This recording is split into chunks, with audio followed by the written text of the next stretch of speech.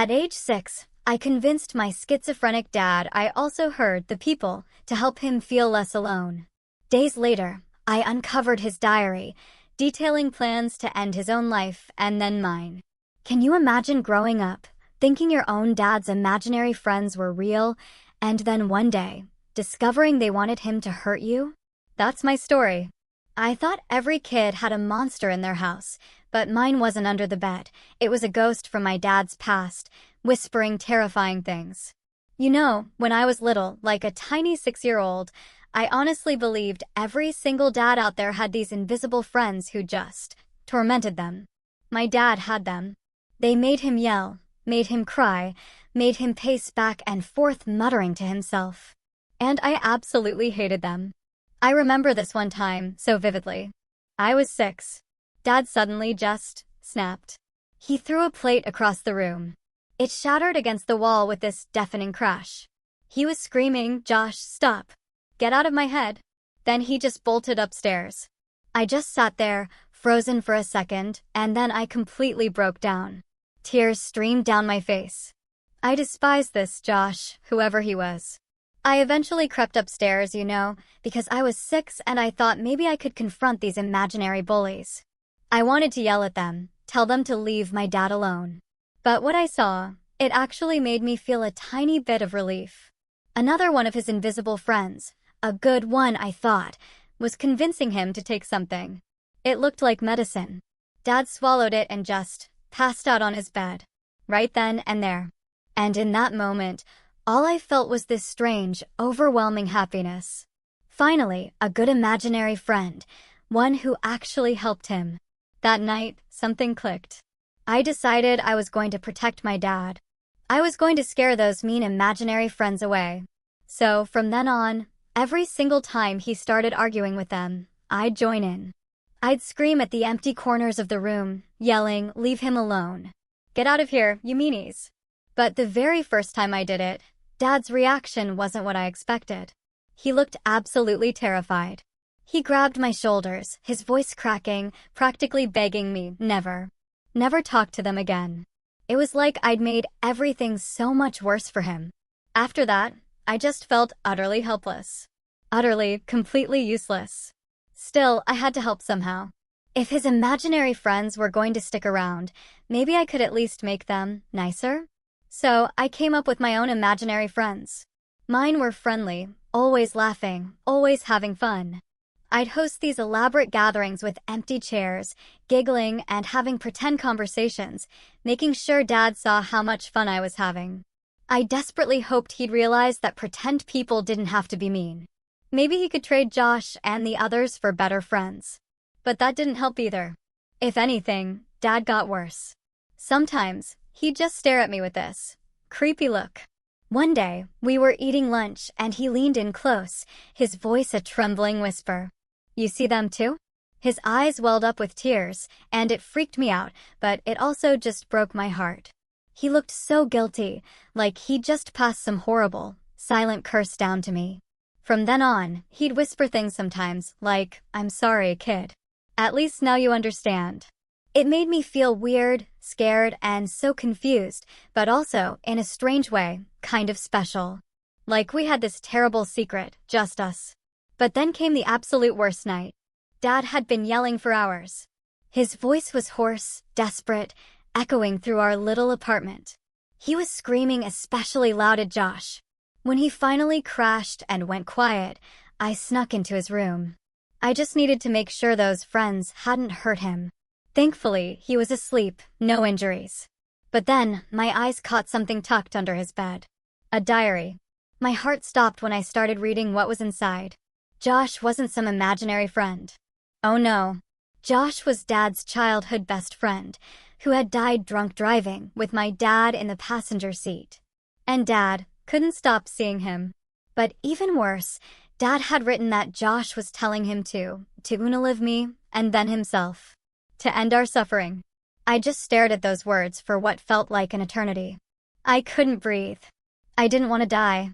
I don't even remember running to the phone, but I found myself holding it, whispering to the 911 operator, "My daddy's imaginary friends want him to hurt me, and I need help making them go away forever. The next few hours were a total blur. I remember police officers filling our apartment, their dark uniforms stark against the night, flashlights sweeping across our living room.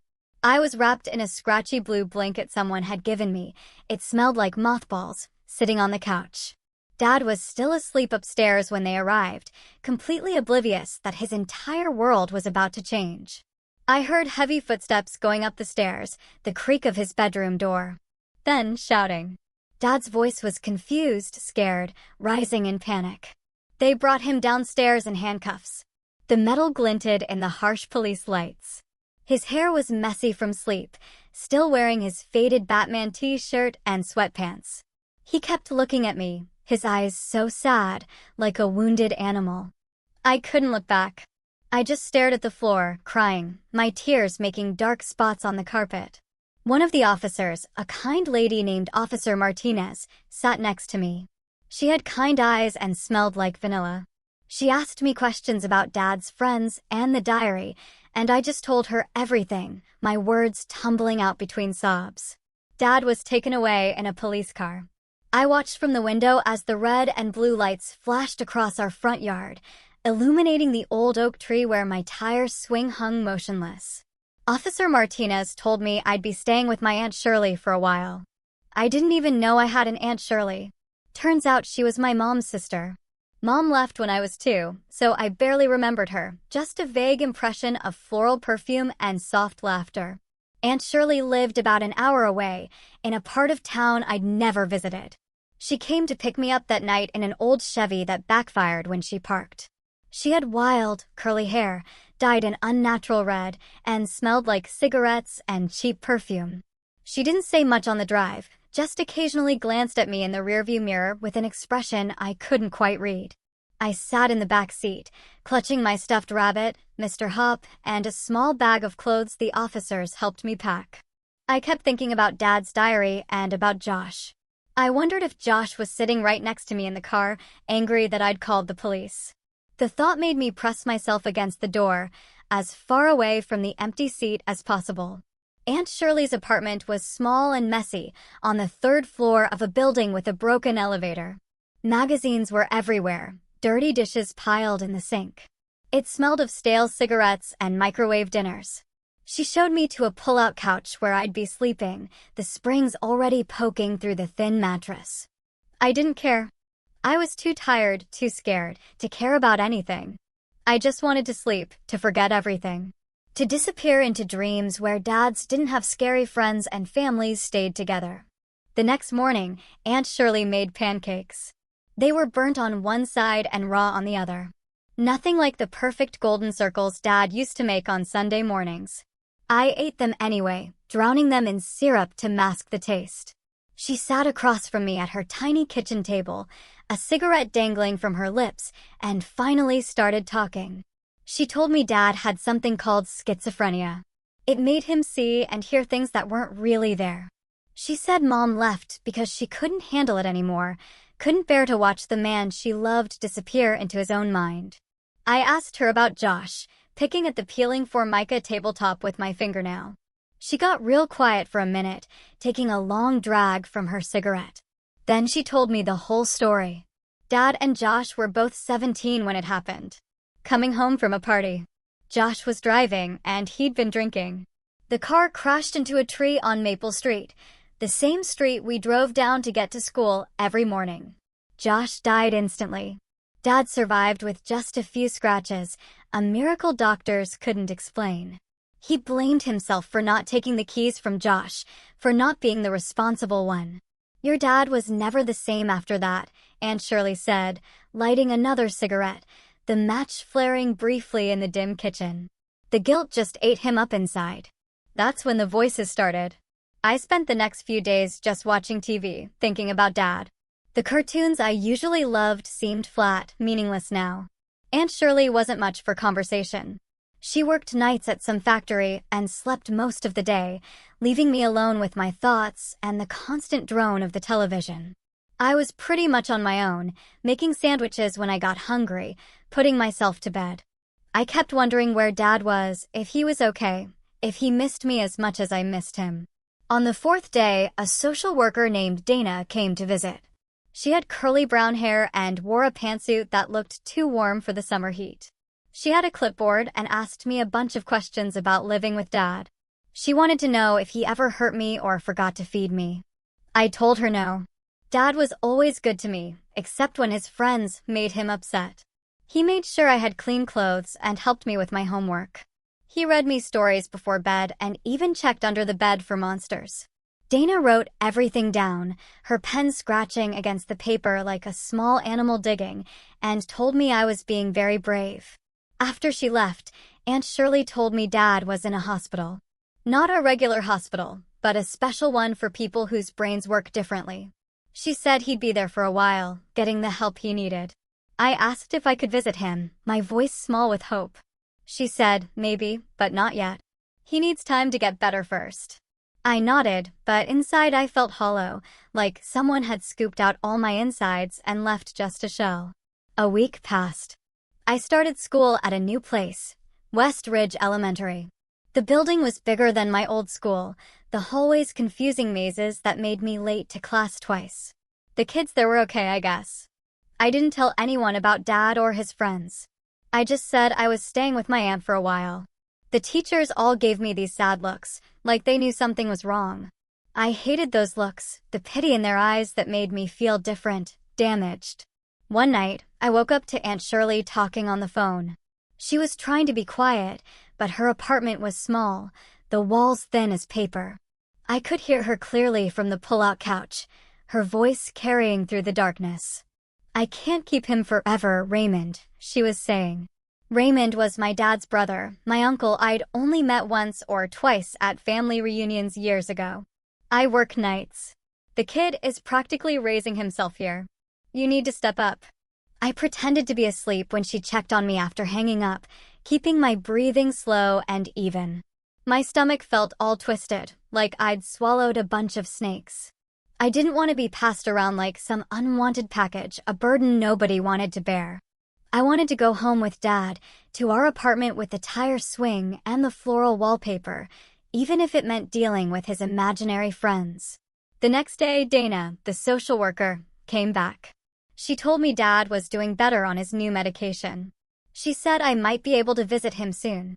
That made me feel a little better, a small flame of hope flickering to life inside me. Then she dropped the bomb. I might be going to stay with Uncle Raymond for a while. Uncle Raymond lived in Michigan, hundreds of miles away. I'd have to change schools again, make new friends again, start over again. I waited until Dana left. Then I found Aunt Shirley in the kitchen. She was making coffee, the ancient percolator gurgling on the counter. Dana said I might be able to see Dad soon, I said, trying to sound casual. Can we go visit him? Aunt Shirley sighed, running a hand through her frizzy red hair. I'll call the hospital and see what they say. No promises, though. 2 days later, she surprised me by announcing we'd be visiting Dad that weekend. A case manager from social services would meet us there to supervise the visit. I was so excited, I could barely sleep the night before. When Saturday finally came, I was up at dawn, dressed and ready hours before we needed to leave. The psychiatric facility was about 5 miles away, housed in a big gray building that looked more like an office complex than a hospital. We met the case manager, a woman named Abigail, in the lobby.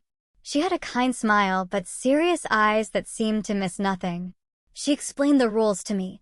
The visit would last 1 hour, we'd be in a supervised room, and if Dad seemed upset or agitated at any point, the visit would end immediately. I nodded, willing to agree to anything just to see him. When they brought Dad in, I almost didn't recognize him. He looked thinner, his face gaunt and pale. His hair was cut short, almost a buzz cut, so different from his usual shaggy style. But his eyes lit up when he saw me, and his smile was the same. "Hey, buddy," he said, his voice rough, like he hadn't used it much lately. I wanted to run to him, but something held me back. Uncertainty, maybe, or the sterile environment with its watchful eyes. Dad seemed to understand. He sat down at the table and patted the chair next to him. "It's okay. I'm still me." That broke the ice. I sat beside him, and soon we were talking like normal. About school, about the cartoons I'd been watching, about how Aunt Shirley couldn't make pancakes to save her life. Dad laughed at that, a real laugh that made him look more like himself. He told me about the hospital, how he was taking medicine that helped keep Josh and the other voices quiet. He was seeing a therapist every day and attending group sessions with other people who had similar problems. "I'm getting better," he promised. "It's going to take time, but I'm working hard." I believed him. There was a clarity in his eyes I hadn't seen in a long time. The hour passed too quickly. When Abigail said it was time to go, I didn't want to leave. Dad hugged me tight and whispered, "I'm so sorry for scaring you. I love you more than anything in the world." I hugged him back, breathing in his hospital soap smell, trying to memorize the feeling of his arms around me. "I love you too, Dad." In the car on the way back to Aunt Shirley's, I felt lighter somehow. Dad was getting help. He was still my dad. Maybe things would be okay eventually. The next week, Dana came by with official papers. Uncle Raymond would be taking temporary custody of me while Dad continued his treatment. There would be court hearings and evaluations, but for now, I needed a stable place to live, and Aunt Shirley's apartment with her night shifts wasn't cutting it. Uncle Raymond arrived 3 days later. He looked a lot like Dad, just shorter and with a beard that was more salt than pepper.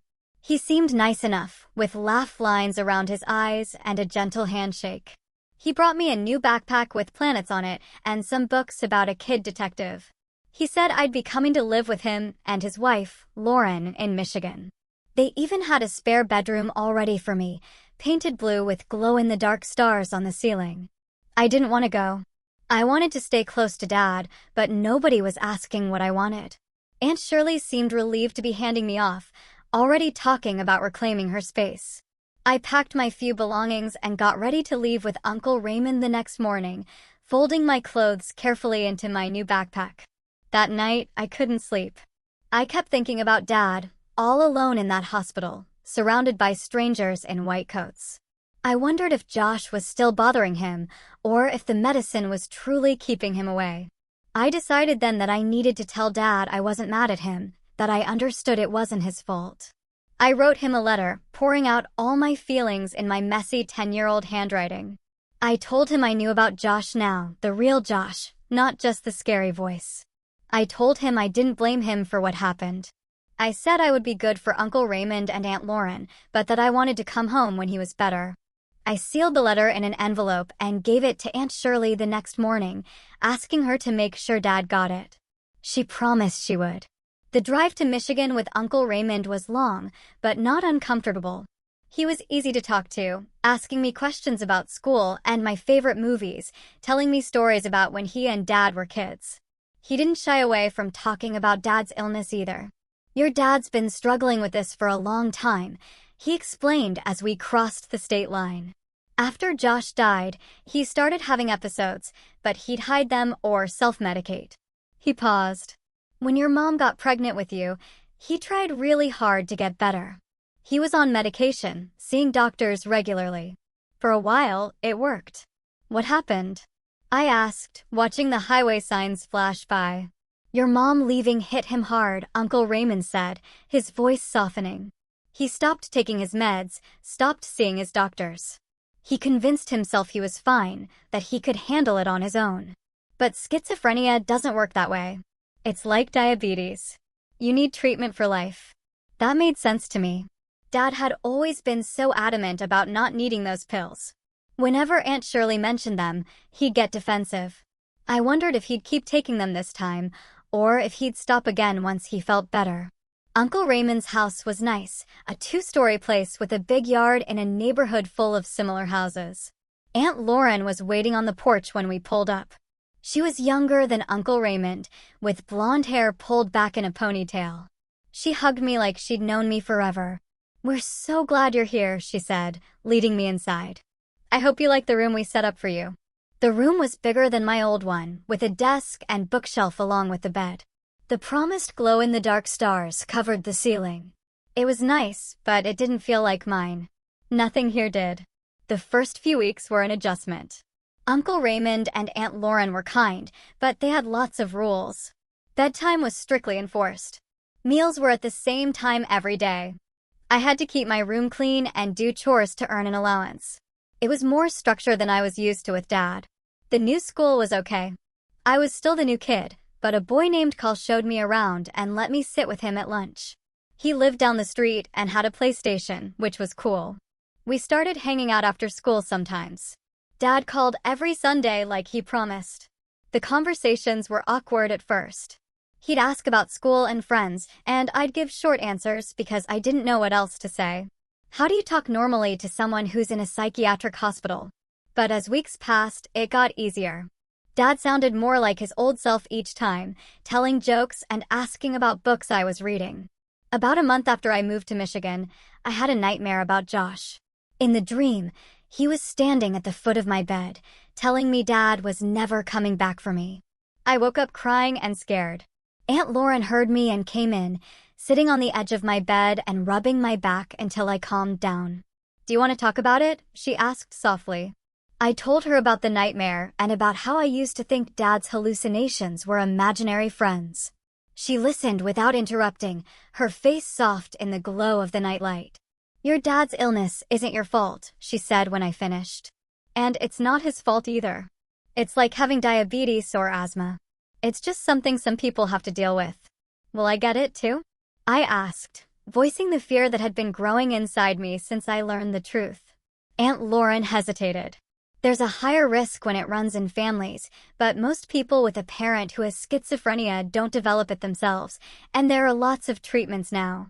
That was somewhat reassuring, but I still worried.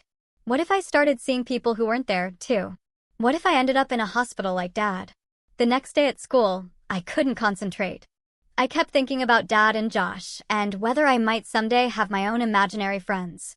During recess, I sat alone on a bench watching other kids play. Kyle came over and sat beside me. "You okay? You're acting weird today." I shrugged. I hadn't told any kids at school about Dad. I was afraid they'd think I was crazy, too, or that they wouldn't want to be friends with me. But Kyle had been nice to me since day one, and I was tired of keeping secrets. "My dad's in a hospital," I said quietly. "Not a regular hospital, a mental one." I waited for Kyle to make a face or walk away. Instead, he just nodded. My cousin was in one of those for a while. She tried to hurt herself. "Is your dad going to be okay?" The simple question, asked without judgment, made my eyes water. "I think so. He has schizophrenia. He sees and hears things that aren't real." "That sucks," Kyle said. "But at least he's getting help, right?" I nodded, surprised by how easy the conversation was. "Yeah, he's taking medicine now." "Cool. Hey, you want to play basketball?" "I bet I can hit you at horse." Just like that, life went on. Kyle didn't treat me any differently after knowing about Dad. We still played video games and rode bikes around the neighborhood. It made me realize that maybe Dad's illness wasn't something to be ashamed of. As Christmas approached, Uncle Raymond and Aunt Lauren decorated the house with lights and a big tree in the living room. They asked what traditions Dad and I had, trying to incorporate them. I told them about our tradition of making paper snowflakes for the windows and how we always watched Home Alone on Christmas Eve. They made sure we did both those things. The best gift came a week before Christmas, when Uncle Raymond told me Dad was being released from the hospital. He wasn't coming to get me yet. He needed to establish a stable living situation first. But he was doing well enough to leave inpatient care. He would be staying in a supervised group home for a while, where he could have more independence while still having support. "Can I visit him?" I asked immediately. Uncle Raymond nodded. "We're planning to drive down for a day trip this weekend." Early Christmas present. I was so excited I could barely sleep the night before our visit. We drove the 4 hours back to our old town, stopping only once for bathroom breaks and snacks. The group home was in a residential neighborhood, a large house with a wraparound porch. It looked nothing like a hospital or institution, which was a relief. Dad was waiting for us in the living room. He looked so much better. He'd gained some weight. His hair was neatly trimmed, and his eyes were clear. He hugged me for a long time when I ran to him, lifting me off my feet like he used to do when I was smaller. "Look at you," he said, setting me down and stepping back to see me better. "You've grown at least an inch." He showed us around the house, introducing us to the staff and the other residents. There were 6 other people living there, all adults with various mental health issues who needed some supervision, but were stable enough to live semi-independently. Dad had his own room, small but private, with a twin bed and a desk. He'd put up pictures of me and some of his favorite bands on the walls. We went out for lunch at a diner Dad and I used to visit sometimes. It felt almost normal, sitting in a booth, eating burgers and fries. Dad asking about school and my friends. Uncle Raymond and Aunt Lauren gave us some space, sitting at a separate table and talking quietly. "How are you really doing?" I asked Dad when we were alone. "Are you still seeing Josh?" Dad wiped his mouth with a napkin, considering his answer. "Sometimes," he admitted. "But it's different now. The medication helps me recognize what's real and what isn't, and I'm learning coping strategies for when the hallucinations do happen." "When can I come home?" I asked, the question I'd been holding back all day. Dad reached across the table and took my hand. "I'm working on it, buddy. I need to find us a place to live, get a job, show the court I can take care of you properly. It might take a few months." The court? I hadn't realized there would be legal stuff involved. "Just a formality," Dad assured me. "Because of what happened, there needs to be a hearing to determine custody arrangements, but Uncle Raymond is supporting me. We're on the same team." That was good to know. I'd been worried Uncle Raymond might try to keep me, especially since he and Aunt Lauren had been talking about wanting kids of their own. After lunch, we went to a park and played catch with a football Uncle Raymond brought. It was cold, our breath visible in the winter air. But it felt good to run around with Dad like old times. For a few hours, everything felt normal again. When it was time to leave, Dad walked us to the car. He gave me another long hug and told me he was proud of me for being so brave. I didn't feel brave. I just did what I had to do. But it was nice to hear. "I'll see you soon," he promised. Keep being good for Uncle Raymond and Aunt Lauren. The drive back to Michigan was quieter than the trip there. I was happy to have seen Dad, but sad to leave him behind again. Uncle Raymond seemed to understand, turning on the radio instead of trying to make conversation. Back at school after winter break, I felt different.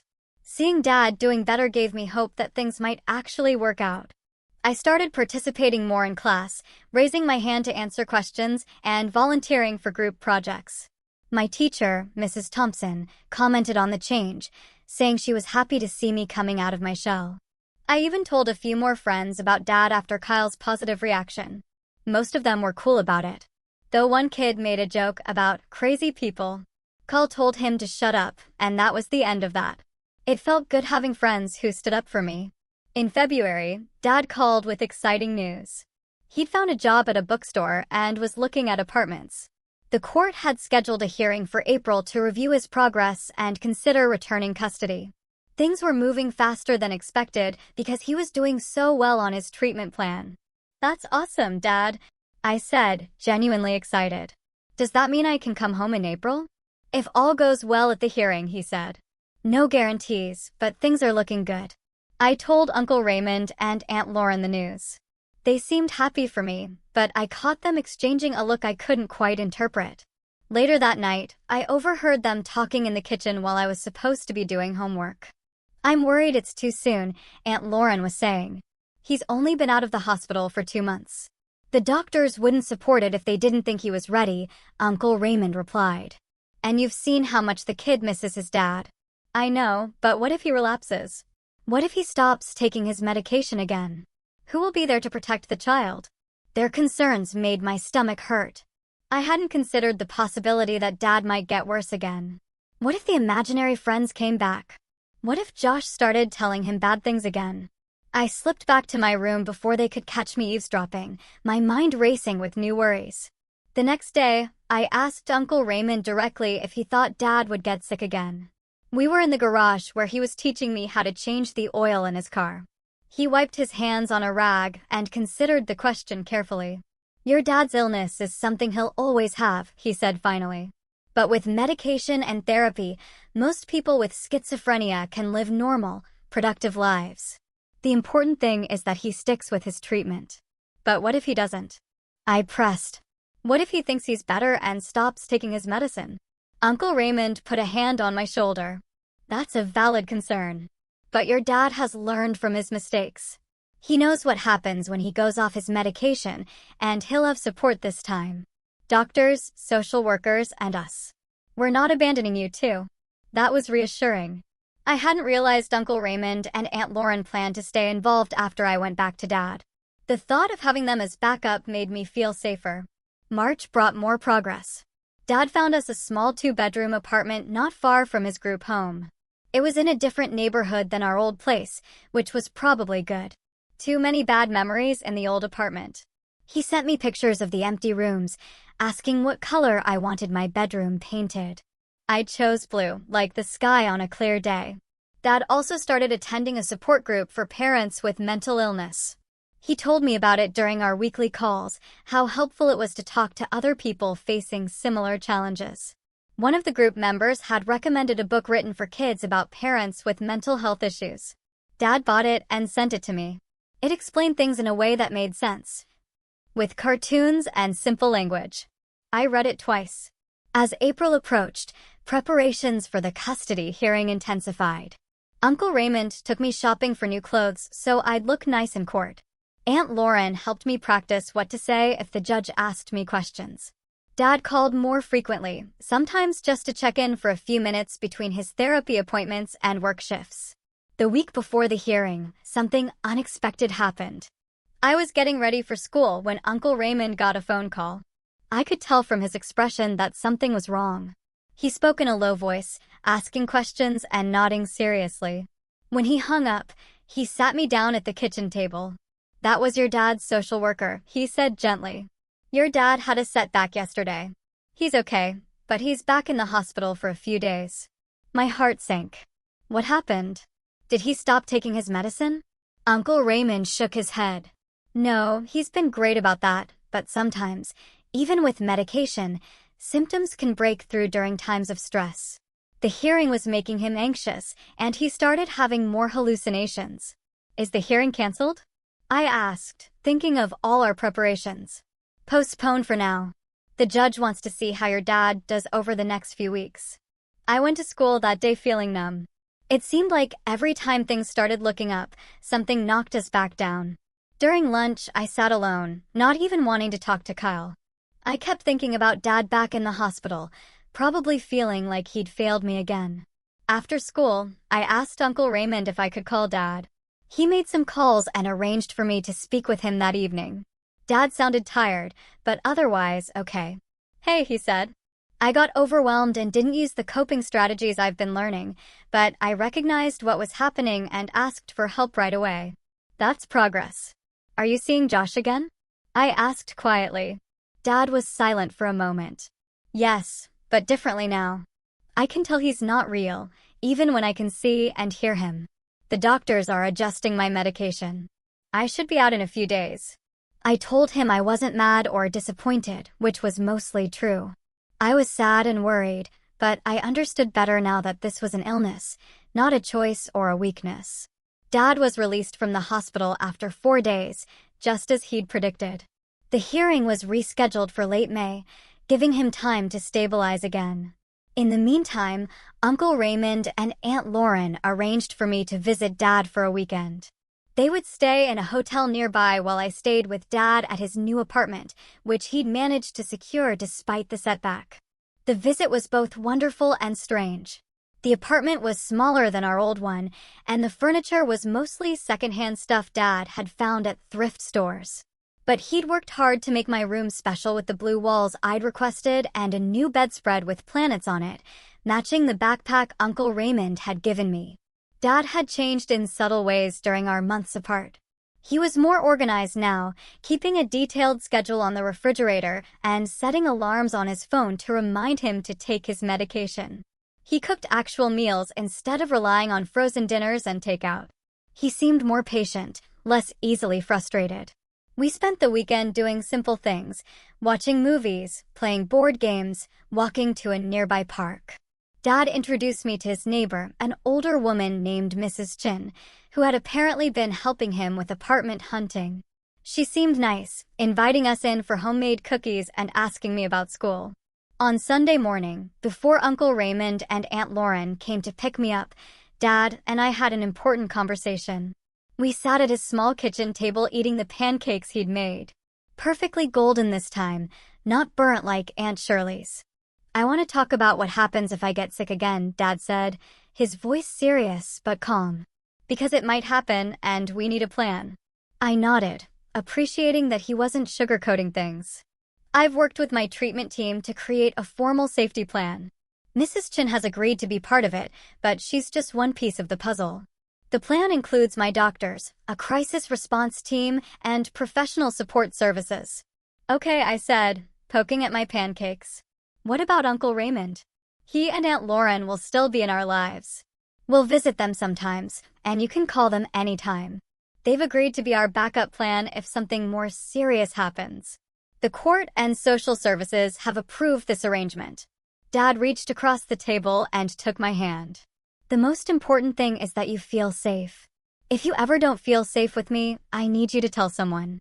Mrs. Chin, a teacher, Uncle Raymond, anyone. Promise me that." I promised, though the conversation made me uncomfortable. I didn't like thinking about Dad getting sick again. "One more thing," Dad continued. "I've been completely honest with my doctors and the court about what happened before, about finding my diary and what was written there. I need you to know that those thoughts terrified me. I would never, ever hurt you. Those were symptoms of my illness, not my true feelings." "I know, Dad," I said, and I meant it. The book he'd sent me had explained how schizophrenia sometimes put frightening thoughts in people's heads.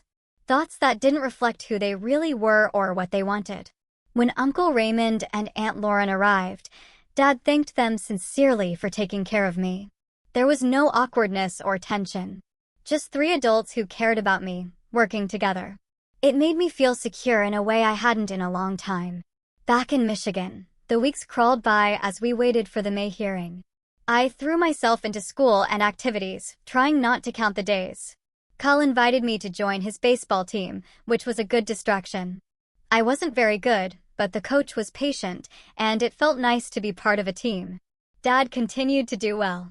He sent me weekly letters in addition to our phone calls, sometimes including drawings or comics he'd made. He was seeing a therapist twice a week and attending his support group regularly. His boss at the bookstore even gave him more responsibilities, a sign that he was proving himself reliable. Finally, the day of the hearing arrived. We drove back to our hometown, me wearing the nice clothes Uncle Raymond had bought. I was nervous, my stomach doing flips as we entered the courthouse. Dad was already there, wearing a tie and looking as nervous as I felt. His social worker, a man named Nicholas, was with him, carrying a thick folder of documents. The hearing itself was less scary than I'd imagined. The judge, an older woman with silver hair and glasses, spoke directly to me, asking if I wanted to live with my dad again. I said yes without hesitation. She asked if I understood my dad's illness, and if I knew what to do if he seemed unwell. I explained about Mrs. Chin and the safety plan we discussed. Nicholas presented reports from Dad's doctors and employer, all positive.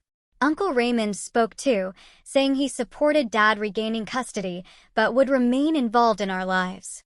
The judge listened carefully to everyone, taking notes and asking occasional questions. After about an hour, she made her decision.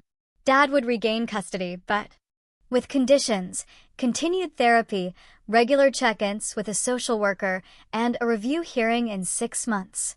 Uncle Raymond and Aunt Lauren would have visitation rights, including having me stay with them for a few weeks in the summer. It wasn't a perfect solution. The supervision and check-ins felt a bit intrusive, but it meant I could go home with Dad. We hugged right there in the courtroom, both of us crying a little. Uncle Raymond and Aunt Lauren joined the hug, making it a group celebration.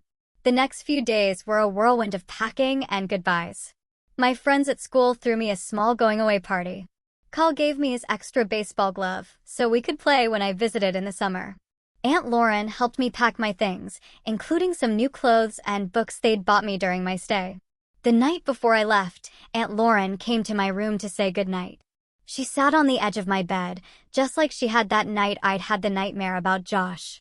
"I want you to know how proud I am of you," she said, smoothing my hair back from my forehead. You've handled all of this with such maturity. Thanks for taking care of me, I said, suddenly feeling emotional about leaving. Despite everything, I'd grown to love Uncle Raymond and Aunt Lauren. We'll always be here for you, she promised. This isn't goodbye. Just see you later. The next morning, Dad arrived to pick me up. He'd rented a car for the trip, and we loaded my belongings into the trunk. The goodbyes were tearful, but not sad. Uncle Raymond made Dad promise to call when we got home safely. Aunt Lauren gave me a journal to write down my thoughts and feelings as I adjusted to being back with Dad. As we drove away, I looked back at the house that had been my home for nearly 6 months. I would miss it and the people who lived there. But as I turned to look at Dad, smiling and humming along to the radio as he drove, I knew I was exactly where I belonged. Ready for a new beginning? Dad asked, reaching over to squeeze my hand. I squeezed back, feeling hopeful for the first time in a long time. Ready. The drive back to our new apartment felt surreal. Dad kept glancing over at me with this goofy smile, like he couldn't believe I was really there. We stopped for burgers at some roadside place, and Dad let me get a chocolate milkshake even though it was barely noon. The whole time, we talked about normal stuff, my baseball attempts with Kyle, Dad's job at the bookstore, the neighbors in our new building. It felt so ordinary, which was exactly what I wanted. When we finally pulled up to our new apartment building, I felt a mix of excitement and nervousness.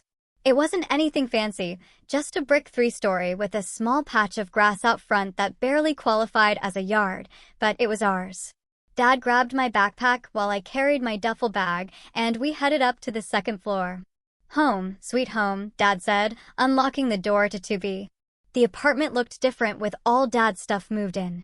During my weekend visit, it had been half empty, but now there were books stacked on shelves, a TV in the corner, and framed photos on the walls.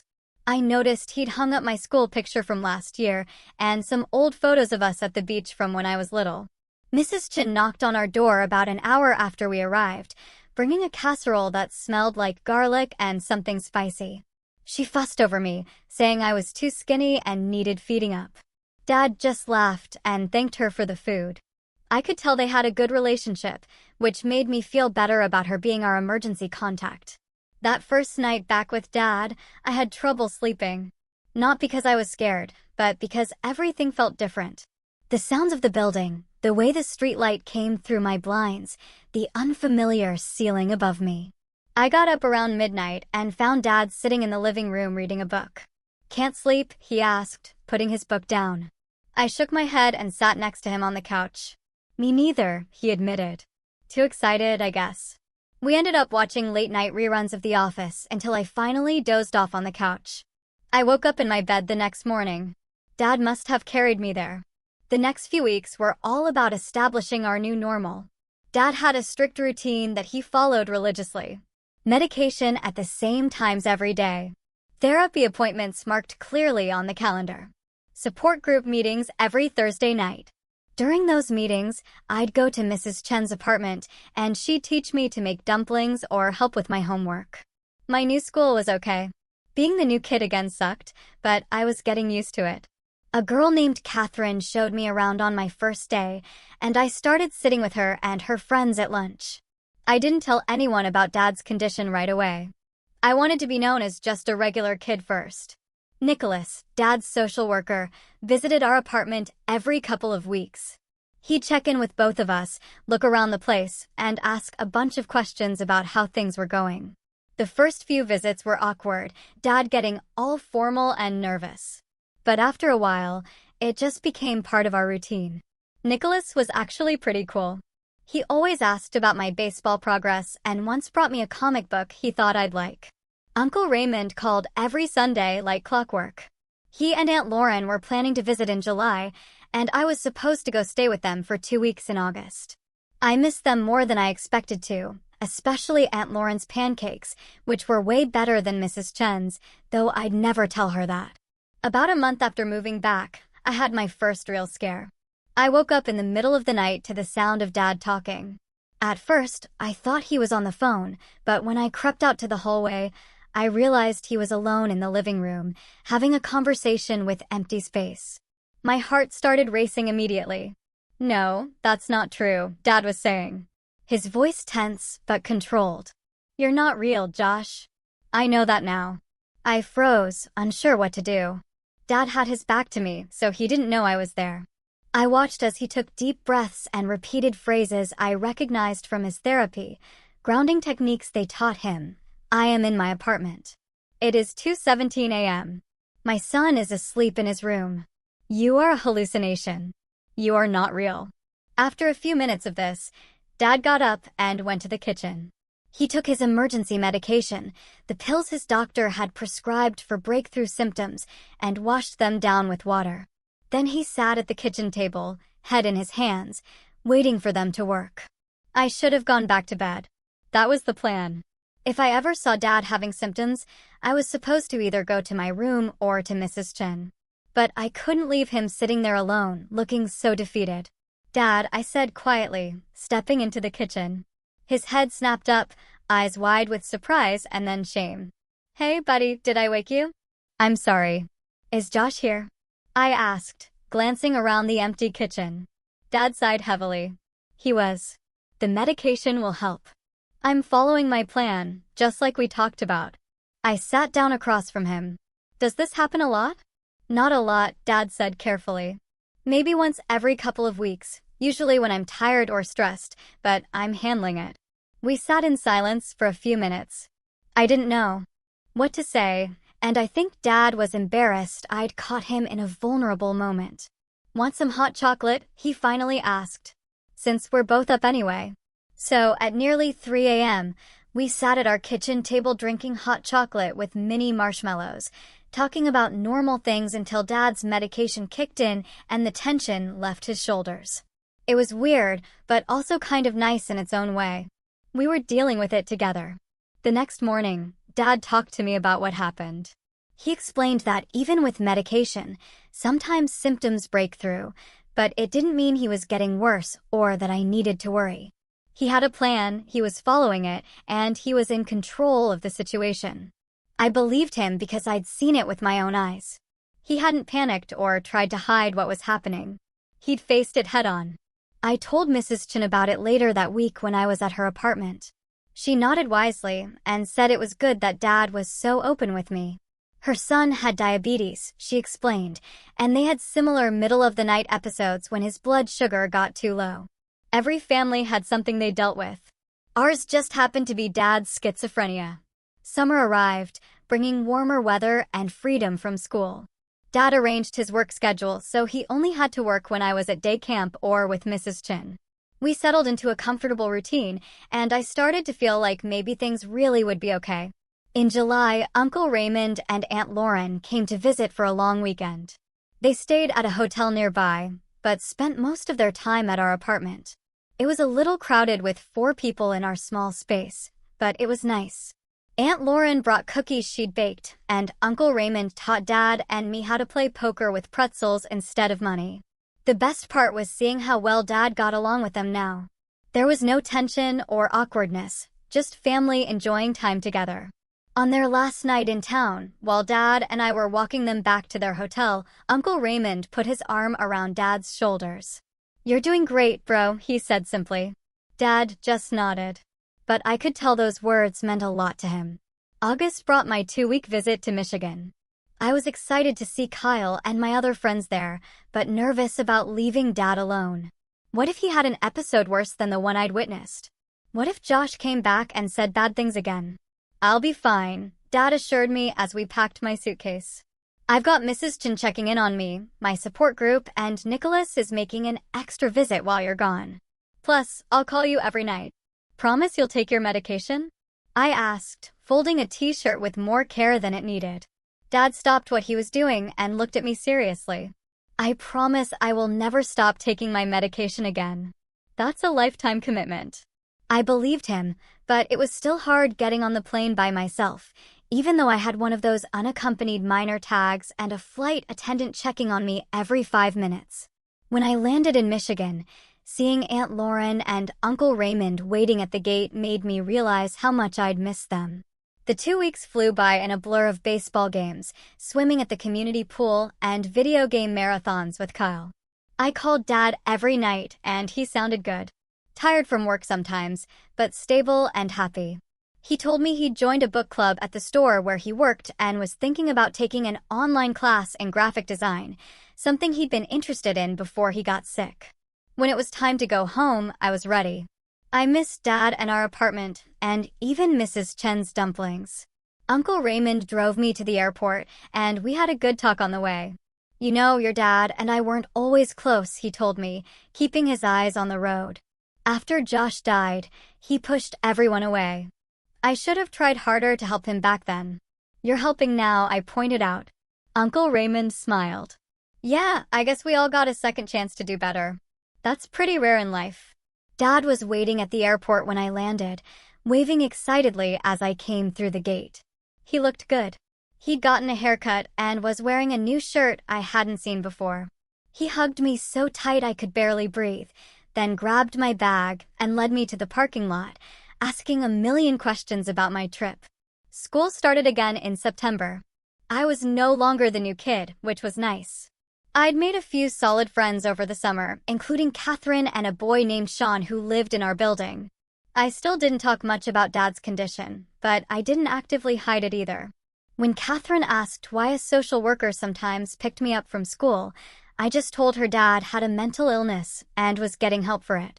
She said her mom had depression and saw a therapist, so it wasn't a big deal to her. Our 6-month review hearing came in November.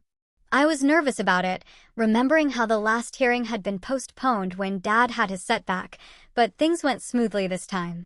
Nicholas gave a positive report, and even the judge seemed impressed with our progress. She reduced the frequency of the social worker visits to once a month and said we wouldn't need another formal review for a full year. You've done exemplary work, Mr. Davis, she told Dad. It's clear how committed you are to your son's well-being. Dad couldn't stop smiling as we left the courthouse.